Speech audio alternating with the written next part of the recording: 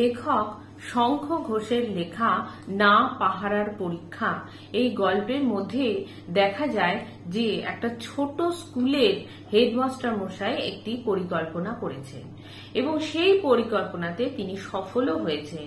এটা মূলত গল্পটি হলো আত্মমর্যাদা বোধের একটি গল্প এবং সেই গল্পের মধ্যে দেখা যায় হেডমাস্টার মশাই যে পরিকল্পনা করেছেন তাতে তিনি সফল হয়েছেন এবং পরবর্তীকালে সেই স্কুলের যে ছাত্ররা তারা অনেক সুনাম অর্জন করেছে। সেটাই হলো স্কুলের গর্ব যে তারা প্রকৃত মানুষ হয়ে উঠতে পেরেছে, প্রকৃত শিক্ষায় তারা শিক্ষিত হয়ে উঠতে পেরেছে এবং সেই জন্য সেটাই হলো তাদের স্কুলের এক অত্যন্ত গর্বের বিষয়, তাদের একটা বড় পাওনা। তো যাই হোক, আইএসসি বোর্ডের পাঠ্য না পাহারার পরীক্ষা, লেখক শঙ্খ ঘোষের লেখা, সেটাই হলো আজ আমার আলোচনার বিষয়বস্তু। এই গল্পটা পড়ার আগে আমাদের লেখক শঙ্খ ঘোষ সম্পর্কে দু কথা জেনে নেওয়া দরকার। লেখক শঙ্খ ঘোষ একজন বিশিষ্ট কবি এবং শুধু তিনি কবি নন, তিনি হচ্ছেন সাহিত্য সমালোচক এবং রবীন্দ্র বিশেষজ্ঞ। 1932 সালে বাংলাদেশের চাঁদপুরে তিনি জন্মগ্রহণ করেছিলেন। তার প্রকৃত নাম হলো চিত্তপ্রিয় ঘোষ। এরপরে তিনি অনেক সাহিত্য রচনা করেছেন এবং তার মধ্যে বাবরের প্রার্থনা, এই বাবরের প্রার্থনা কাব্যগ্রন্থের জন্য তিনি সাহিত্য একাডেমি পুরস্কার পেয়েছেন। তাছাড়াও তিনি অসংখ্য পুরস্কারে ভূষিত হয়েছেন, যেমন সরস্বতী সম্মান পুরস্কার, তারপরে রবীন্দ্র পুরস্কার, নরসিংহ দাস পুরস্কার ইত্যাদি। এরপরে 2011 সালে তিনি পদ্মবিভূষণ পুরস্কারে ভূষিত হয়েছিলেন। তিনি ছিলেন পেশায় একজন অধ্যাপক। এর পরবর্তীকালে আমরা দেখি যে তার দুটো বিখ্যাত রচনা হলো ধুম লেগেছে হিত কোমলে আর মুখ ঢেকে যায় বিজ্ঞাপনে। তাহলে চলো এখন আমরা গল্পটা দেখে নিই। পরীক্ষা দিতে তোমাদের একেবারেই ভালো লাগে না তো? নাকি লাগে? আমাদের কিন্তু লাগতো না। পড়াশোনা তো ভালোই, কিন্তু পরীক্ষার কথা ভাবলেই হাত পা কেমন ঠান্ডা হয়ে যেত আমাদের, দুঃস্বপ্ন যেন।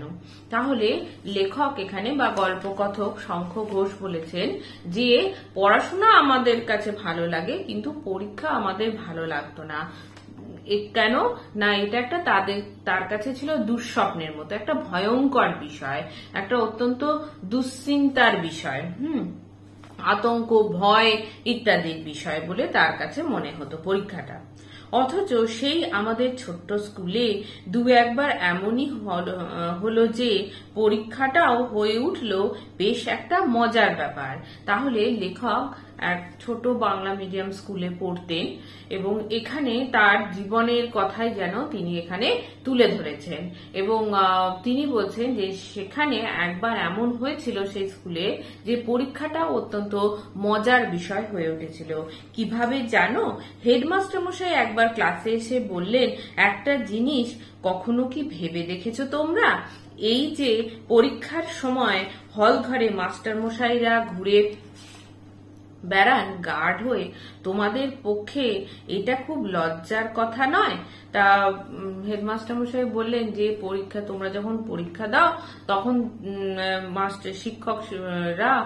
শিক্ষক শিক্ষিকারা তোমাদের গার্ড হয়ে তোমাদের পাহারা দেওয়ার জন্য ক্লাসে ঘুরে বেড়ান, সেটা কি তোমাদের কাছে খুব লজ্জার বিষয় নয়? এবং লজ্জার বিষয় নয় কেন বলেছেন তিনি? না, এটা দেখছি যে তাদের ছাত্রদের একটু বিশ্বাস করে না শিক্ষক শিক্ষিকারা এবং যার জন্য তাদের পাহারা দেওয়ার জন্য তারা ঘুরে বেড়াচ্ছে। এটা তো তোমরা সকলেই জানো যে যখন পরীক্ষা দেওয়া হয় তখন শিক্ষকরা গার্ড দেওয়ার জন্য থাকে, কিন্তু আসলে এখানে যেন একটা চোর পুলিশের খেলা চলতে থাকে এবং তার জন্য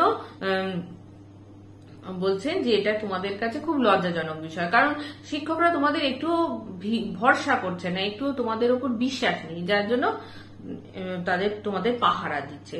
লজ্জা, লজ্জা কেন? কিন্তু ছাত্রছাত্রীদের মনে হচ্ছে যে লজ্জা কেন হতে যাবে, লজ্জার বিষয় কি আছে, তারা বুঝতে পারছে না ব্যাপারটা।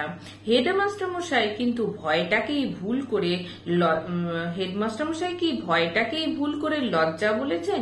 খসখস করে লিখে চলেছে সবাই খাতার পাতায়, আর মাস্টার মশাইরা নিজেদের মধ্যে গুনগুন করতে করতে ঘুরে বেড়াচ্ছেন ঘরে, কিংবা বসে আছেন চেয়ারে, আর মাঝে মাঝে হেঁকে উঠছেন নো হামিং, নো হামিং। ভাবলেই বেশ ভয় হয় না? তা অন্য ছাত্ররা, সকল ছাত্ররাই ভাবছে যে হেডমাস্টার মশাই হয়তো আমাদের মনের যে ভয় সেটাকেই ভুল করে লজ্জা বলেছে, কিন্তু হেডমাস্টার কি কারণে বলেছে সেটা তারা বুঝতে পারেনি। আর তারা সব পরীক্ষার সময় সকলে লিখে যাচ্ছে, আর পাহারা দিচ্ছেন শিক্ষকরা, তারা সবাই নো হামিং, নো হামিং বলছে। নো হামিং মানে গুনগুন করা, তা তাদের কথা বলতে বারণ করছে। মাঝে মাঝে মনে হয় ওখান থেকেই তো আসছে হামিং। তখন ছাত্রদের মনে হচ্ছে যে মাস্টারমশাইরা নিজেদের মধ্যেই তো কথাবার্তা বলছে, সেখান থেকেই তো গুনগুন আওয়াজ আসছে। আমরা আর করছি কতটুকু, কিন্তু সে কথা সাহস করে আর বলে কে? ঘাড় নিচু করে লিখতে লিখতে হয়তো টের পাচ্ছি যে ঠিক পিছনেই দাঁড়িয়ে আছেন একজন, পড়ে যাচ্ছেন আমার লেখা। তখন কি লিখতে আর কলম সরে না? লজ্জার কথা মনে হয়নি কখনো। মাস্টারমশাইরা পাহারাদার হয়ে ঘুরে বেড়াচ্ছেন পরীক্ষার ঘরে, এই ছবিটা ভাবলে কেবল ভয়ের কথাই মনে হতো আমাদের। তাহলে একজন যখন লিখছে, অনেক সময় এরকম হয় যে কোনো ছাত্ররা বা ছাত্রীরা লিখছে, কোনো ছাত্রছাত্রী লিখছে, তখন তার পেছনে মাস্টারমশাই এসে দাঁড়িয়ে দেখছে তার লেখাটা, সে কিন্তু ভুল লিখছে কি ঠিক লিখছে, তখন একটা কনফিউশন তার মধ্যে কাজ করে, তখন অত্যন্ত ভয় এসে উপস্থিত হয়। কিন্তু লজ্জা বলে কখনোই তাদের মনে হয়নি। কিন্তু হেডমাস্টার মশাই আমাদের বোঝালেন যে ভয় না, এর মধ্যে একটা লজ্জা। তিনি কি করলেন? হেডমাস্টার মশাই ছাত্রদের সূক্ষ্ম অনুভূতিতে আঘাত দিলেন, বললেন না, এটা একটা ভয় না, এটা হচ্ছে একটা অত্যন্ত লজ্জার ব্যাপার। কেন না? তাদের ওপরে, ছাত্রদের ওপরে শিক্ষকদের একটু বিশ্বাস নেই, কোনো ভরসাই নেই তাদের, যার জন্য তারা পাহারা দিচ্ছে। কেন তোমাদের পাহারা দিতে হবে? ঘরে যদি কেউ না থাকে তাহলে কি তোমরা এ ওর দেখে লিখবে, বই খুলে লিখবে? মাস্টারমশাইরা কি কেবল সেইতে ঠেকাবার জন্য বসে থাকবেন ঘরে পুলিশ হয়ে? পরীক্ষার ঘর কি তবে একটা চোর পুলিশের খেলা? দেখো তো ভেবে, তোমাদের কি এইটুকুও বিশ্বাস করা যাবে না? শুধু সন্দেহই করতে হবে। তাহলে আমরা এখানে দেখছি যে হেডমাস্টার মশাই বলছেন যে তোমাদের বোঝা, মানে অন্যরকম ভাবে তিনি বোঝালেন, তাদের সূক্ষ্ম অনুভূতিতে আঘাত দিলেন যে তোমাদেরকে আমরা একটু কি বিশ্বাস করতে পারবো না?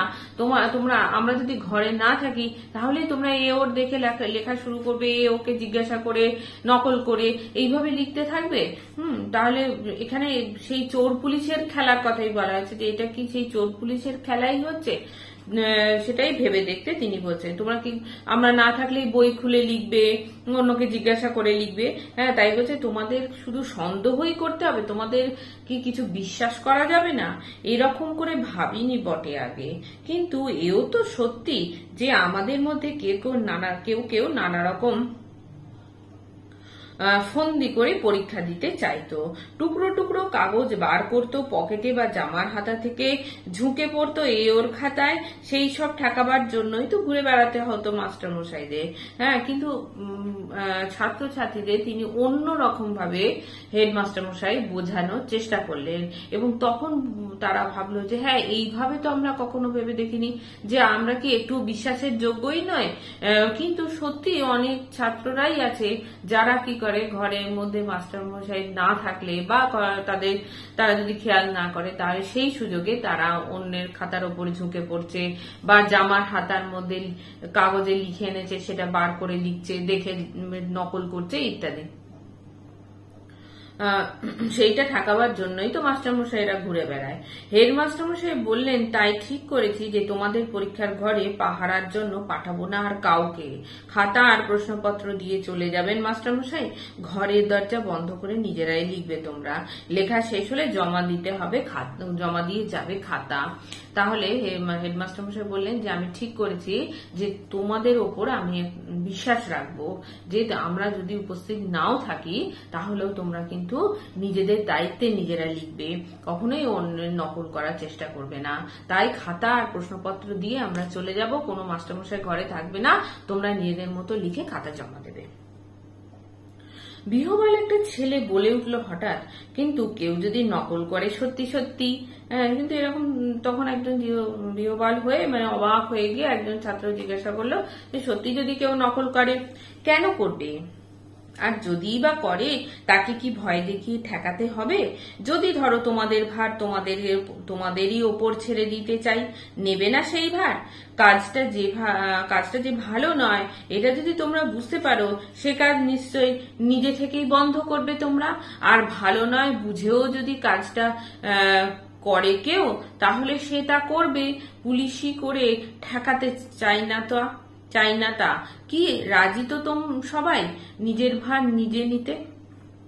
তাহলে মাস্টারমশাই এক্ষেত্রে খুব সুন্দরভাবে তাদের মধ্যে বোধোদয় জাগানোর চেষ্টা করলো, তাদের মধ্যে প্রকৃত শিক্ষা দিতে চাইলো, তাদের মধ্যে একটা বিশ্বাসের বীজ বপন করতে চাইলো। যার জন্য তিনি বললেন যে তোমরা কি, তখন যে ছাত্রটা বলল যে কেউ যদি নকল করে, তখন বলছে কেন করবে? আর যদিও করে তাহলে আমি পুলিশি করে তাকে পাহারা দেব না, তাকে সেই কাজ থেকে বিরত করার চেষ্টাও করব না। তাহলে বলল যে তোমাদের নিজেদের ভার তোমাদের নিজেই নিতে হবে, এবং তোমাদের এখানে ছাত্র আর ছাত্রদের সঙ্গে শিক্ষকদের একটা মনের বন্ধন তৈরি করতে চাইলেন, একটা ভালোবাসার সম্পর্ক তৈরি করতে চাইলেন। যে এটা তো সকলেই বুঝতে পারছে ছাত্ররা যে এটা খুব একটা অন্যায় কাজ। তাহলে অন্যায় কাজ যদি জানে তারা, তাহলে সেই কাজটা কেন তারা করবে? তাহলে শিক্ষকদেরই বলো বা বাড়ির পিতামাতা, বাড়ির বাবা মা, গার্জেন যে আছে, তাদের উচিত যে জোর করে তাদের কোন ছাত্রীদের না কাজ করিয়ে তাদের বোঝানো, এবং বোঝানোর মাধ্যমেই একমাত্র তারা তাদের ভুল বুঝতে পারবে এবং সেই সমস্যার সমাধান করা সম্ভব। কি আশ্চর্য! আমরা কেন রাজি থাকবো না? ঘরে থাকবে না কেউ, আর আমরা দেব পরীক্ষা। আমাদের এতে অরাজি হওয়ার তো কথাই ওঠে না মোটে। কিন্তু মাস্টারমশাইরা রাজি হবেন তো?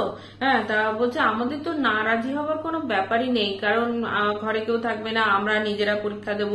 এটা তো খুবই আনন্দের বিষয়।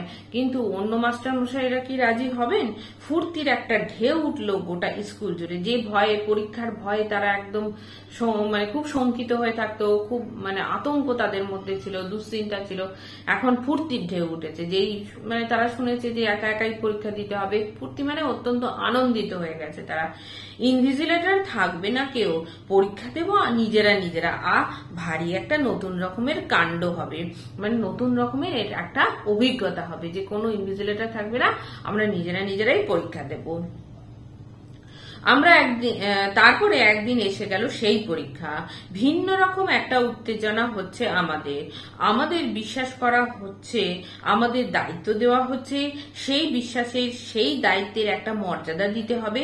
অন্য মাস্টারমশাইরাও কদিন ধরে বুঝিয়ে বলেছেন সেই কথা। মর্যাদা দেওয়ারই ভঙ্গি নিয়ে ক্লাস ঘরে গিয়ে বসেছি আমরা। খাতা দিয়ে প্রশ্ন দিয়ে চলে গেছেন মাস্টারমশাই, কলম খুলে শুরু করেছি লেখা। তাহলে সকলেই কি করছে, যে মাস্টারমশাইরা তাদের বিশ্বাস করছে এবং সেই বিশ্বাসের একটা মর্যাদা দেওয়ার চেষ্টা করছে, যে যার জন্য সেই দিনটা এসে উপস্থিত হলো। সকলে পরীক্ষার ক্লাসে গেল এবং প্রশ্নপত্র দিয়ে, খাতা দিয়ে মাস্টারমশাই সেখান থেকে চলে গেলেন, এবং তারা তখন সেই পরীক্ষা দিতে বসলো। আর সেই কদিন আগে থেকেই মাস্টারমশাইরা তাদের বোঝাচ্ছিল যে সেই বিশ্বাসের যেন তারা একটা মর্যাদা রাখে। স্কুলের মধ্যে সবচেয়ে ডানপিটে যে ছেলেটি, সবচেয়ে না পড়ুয়া, দুষ্টু বুদ্ধিতে ভরাট, ধরা যাক হৃদয় তার নাম, সে বসেছে একেবারে পেছনের বেঞ্চে। তাহলে একদম স্কুলের একটা ছেলে রয়েছে যাকে লেখক হৃদয় নাম দিয়েছে, কারণ এটা তো হয়তো এটা লেখকের নিজের অভিজ্ঞতার কথাই, তার ছোটবেলার কাহিনী, সেই জন্য তার নামটা, সেই দুষ্টু ছেলেটার নামটা সে লেখক বলেননি, এবং তিনি বলেছেন যে হৃদয়, ধরে নেওয়া যাক তার নাম হৃদয়, একটা কাল্পনিক নাম দিয়েছেন, এবং সে খুব দুষ্টু এবং দুষ্টু বুদ্ধিতেই তার মাথা ভর্তি, একটুও পড়াশোনা সে করে না, না পড়ুয়া এবং সব থেকে ডানপিটে। তার বসা দেখে সবাই বুঝে নিয়েছে যে নিরিবিলি আপন মনে তার নকল করা আজ ঠেকাতে পারবে না কেউ। তাহলে সে একদম পেছনের বেঞ্চে গিয়ে বসেছে এবং সবাই বুঝেই গেছে যে সে এখন নিজের মনে টুকবে এবং তাকে নকল করা থেকে কেউই আটকাতে পারবে না। কিন্তু হেডমাস্টার মশাই তো বলেই দিয়েছে যে চানও না তিনি ঠেকাতে, নকল যদি কেউ করতে চায় তা করুক, সে তার নিজের দায়িত্ব। তাই ও নিয়ে আর ভাবছিলাম না, আমরা আত্মমর্যাদায় গড়িয়ান হয়ে লিখে যাচ্ছিলাম সবাই। তাহলে সকলে ভাবছে যে ও পেছনে বসেছে, নিরিবিলিতে ডুববে, কিন্তু মাস্টার মশাইরা তো বারবার বলে দিয়েছেন যে তাদের বিশ্বাসের, তাদের ভরসার মর্যাদা যেন ছাত্ররা রাখে, সেই জন্য ওর বিষয় চিন্তা ভাবনা, হৃদয়ের বিষয়ে বেশি চিন্তা ভাবনা না করে তারা নিজেদের লেখা নিজেরা লিখতে লাগলো এবং নিজেদের মর্যাদায় নিজেরাই গড়িয়ান হয়ে উঠল। লেখক এখানে দেখিয়েছেন যে হেডমাস্টার কিভাবে তার ছাত্রদের শুভ বুদ্ধির উদয় করার চেষ্টা করেছেন, শুভ বুদ্ধি জাগিয়ে তোলার চেষ্টা করেছেন এবং তাদের চিত্ত শুদ্ধি ঘটানোর চেষ্টা করেছেন। কেটে গেছে বেশ খানিকটা সময়, হঠাৎ চমকে উঠি পিছন থেকে একটা তর্জন শুনে। এই ঘাড় ঘোরাচ্ছিস কেন? লিখে যা নিজের মতো। এই ঘাড় ঘোরাচ্ছে। তাহলে কিছুক্ষণ পরে কে যেন পেছন থেকে বলছে কাকে যে এই ঘাড় ঘোরাচ্ছিস কেন, লিখে যা নিজের মতো। এই ঘাড় ঘোরাচ্ছে। সবাই একসঙ্গে পিছন ফিরে দেখি কথাটা বলছে হৃদয়। বলছে ভেবেছিস তোদের দেখবার কেউ নেই, আমি আছি, আমি তো আর লিখতে পারবো না কিছু, পড়ে তো আসেনি, আর আমি তোদের দেখবো, লেখ মন দিয়ে। তাহলে হৃদয় কথাটা বলছে এবং হৃদয় বলছে যে আমি তো পড়ে আসেনি কিছু, ও কোনোদিনই পড়ে আসে না পরীক্ষায় এবং নকল করে, কিন্তু এবারে দেখা যাচ্ছে যে সে নকল করছে না, সে কিন্তু লিখছেও না এবং সে কি করছে, অন্যদের পাহারা দিচ্ছে। তাই বলছে আমি কিছু তো পড়ে আসিনি, আমি লিখতে পারবো না, তাই তোদের পাহারা দেওয়ার কাজটা আমিই করছি। কিন্তু সে তো অনায়াসে দেখে নকল করতে পারতো বা দেখে লিখতে পারতো, কিন্তু সে করলো না। কেন না, তার মধ্যেও কিন্তু বিবেকের জাগরণ ঘটেছে, তার মধ্যেও সেও কিন্তু শুধরে যাচ্ছে, কারণ মাস্টারমশাই যে বিশ্বাস করেছে সেই বিশ্বাসের একটা পূর্ণ মর্যাদা সে রেখেছে। সে কেন, প্রত্যেকটা ছাত্ররাই রেখেছে। ঘাড় যে ঘোরাচ্ছিল তার কোনো অভিসন্ধি ছিল না, যে যাকে উদ্দেশ্য করে হৃদয় বলছে তার কিন্তু দেখে বা কাউকে জিজ্ঞাসা করে লেখার কোনো অভিসন্ধি ছিল না। একটু হেসে সে আবার শুরু করলো লেখাটা, শুরু করলাম আমরাও, একটু হেসে সেই জন্য সে লিখতে শুরু করলো, আমরাও লিখতে শুরু করলাম। ঘন্টা পড়ে গেছে, সকলের সঙ্গে সঙ্গে হৃদয়ে জমা দিল তার ফাঁকা খাতা, কিন্তু সেই ফাঁকা খাতা, সেই শূন্য খাতায় সেদিন যেন হয়ে উঠলো হেডমাস্টার মশাই এর মস্ত এক জয় তিলক, আমাদেরও। তা ঘন্টা পড়ে গেল, সবাই যে যার মতো খাতা জমা দিল, আর ইয়েও খাতা জমা দিল, হৃদয়ও, কিন্তু তার খাতা পুরোপুরি ফাঁকা এবং সেই জন্য কিন্তু তারপরে শূন্য খাতায় সে জমা দিল এবং তারপরে হেডমাস্টার মশাই মস্ত এক তিলক এবং আমাদেরও মস্ত এক জয় তিলক। জয় তিলক মানে হচ্ছে যে বিশ্বাসের তিলক আর কি, বিশ্বাসের জয় তিলক, অর্থাৎ তিনি যেন এখানে জয়ী হয়েছেন, তিনি যে পরিকল্পনা করেছেন সেই পরিকল্পনারই জয় হয়েছে এবং তাদের চরিত্রের শুদ্ধিকরণ ঘটেছে, ছাত্রদের চরিত্রের শুদ্ধি হয়েছে, তিনি তাদের চরিত্রবান করে তোলার চেষ্টা করেছিলেন এবং এক্ষেত্রে হেডমাস্টার মশাইও জয় হয়েছে আর ছাত্রদেরও জয় হয়েছে। না বললেও চলে, বুঝতেই পারছো সেই ছোট্ট পরীক্ষাতেই পাশ করেনি হৃদয়, কিন্তু অল্প কিছুদিন পড়াশোনা করে বেশ ভালোভাবে সে টপকে গেল স্কুলের শেষ পরীক্ষা। আমাদের সেই শেষ পরীক্ষা দিতে হয়েছিল অন্য এক শহরে গিয়ে, নাটোরে। পরীক্ষায় পাহারা দিতে দিতে সেখানকার শিক্ষক প্রহরীরা যখন বলেছিলেন এ ঘরে তো না থাকলেও চলে, দেখছি এটা তো মুখও তোলে না, স্কুলের ছেলেরা তখন পরস্পরের দিকে তাকিয়েছিল মর্যাদা ভরা খুশিতে, সেই আমাদের ছোট্ট স্কুলের ছোট্ট একটা মর্যাদায়। তাহলে আমরা এখানে দেখছি যে যদিও বলার কোনো দরকার নেই, বলাই বাহুল্য যে সেবারে হৃদয় পাশ করতে পারেনি, কারণ পুরো তো ফাঁকা খাতা সে জমা দিয়েছে, কি করে পাশ করবে। কিন্তু তাহলেও কয়েকদিন পরে সে পড়াশোনা করে ভালো নম্বর নিয়ে পাশ করতে পেরেছিল। এর কিছুদিন পরে যখন একদম ফাইনাল পরীক্ষা, তখন অন্য স্কুলে গিয়ে পরীক্ষা দিয়েছিল। সেটা কোথায় না, বাংলাদেশের নাটোরে গিয়ে। তোমরা বনলতা সেনের সেন কবিতার মধ্যে নাটোর নামটা পড়েছো, নাটোর একটা বাংলাদেশের জায়গা। যাই হোক, সেইখানে লেখকরা পরীক্ষা দিতে গেছিল এবং সেখানে যখন ছাত্ররা লিখছে এবং তখন সেখানকার যে মাস্টার মশাইরা যারা পাহারা দিচ্ছিলেন, এখানে শিক্ষক প্রহরীরা কথাটা বলেছেন, যাই হোক শিক্ষক প্রহরীরা তারা বলছে যে এখানে তো পাহারা দেওয়ার কোনো দরকারই নেই, কারণ এরা মুখও তোলে না, এত ভালোভাবে নিজের মনে লিখে চলেছে। সেটাতে ছাত্ররা তখন হেসেছিল এ ওর দিকে চেয়ে, এবং সেটা তাদের কাছে অত্যন্ত মর্যাদার, একটা ছোট্ট স্কুলে যে ছোট্ট একটা মর্যাদার বিষয় তাদের কাছে, এটা একটা অত্যন্ত গৌরবের বিষয়, যে বিশ্বাসের বীজ অনেকদিন আগেই হেডমাস্টার মশাই তাদের মনে রোপণ করেছিল। তোমরা জানো বাংলা মিডিয়াম স্কুলে অন্য স্কুলে গিয়ে পরীক্ষা দিতে হয় যখন ফাইনালি ক্লাস 10, ক্লাস 12, মাধ্যমিক, উচ্চ মাধ্যমিক যেগুলো বলে, অন্য স্কুলে গিয়ে পরীক্ষা দিতে হয়, এবং সেইখানে ওরাও নাটোরে গিয়ে পরীক্ষা দিয়েছিল। এবং তখন যে সুনাম তারা অর্জন করেছিল, সুনাম তারা অর্জন করেছিল, সেটাই তাদের কাছে একটা বড় পাওনা, সেটাই তাদের কাছে গর্বের বিষয়। সেই গর্ব তাদের স্কুলের গর্ব, তাদের মাস্টার মশাইদেরও গর্ব।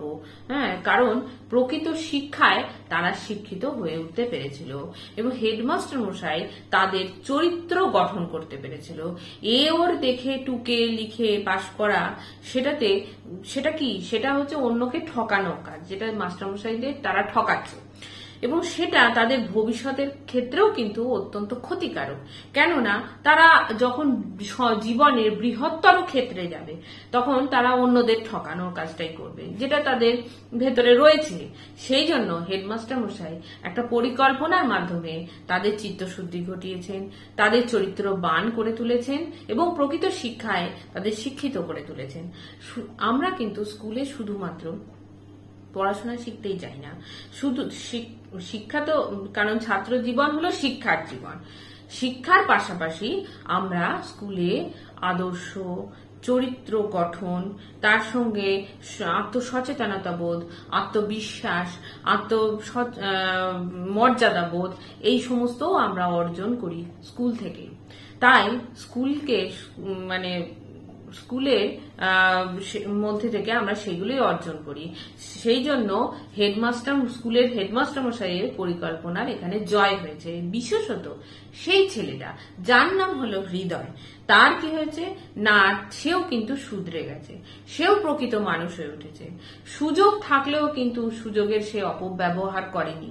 সুযোগ ছিল তার দেখে লেখার, কিন্তু সেই সুযোগের তো অপব্যবহার করেনি। সে কিছু লেখেনি, খাতা জমা দিয়ে দিয়েছে, ফাঁকা খাতা জমা দিয়েছে, কিন্তু তবুও কিন্তু যে কাজটা ভুল সে কাজটা করেনি। ভালো মন্দর তারা বিভেদ বুঝতে পেরেছে।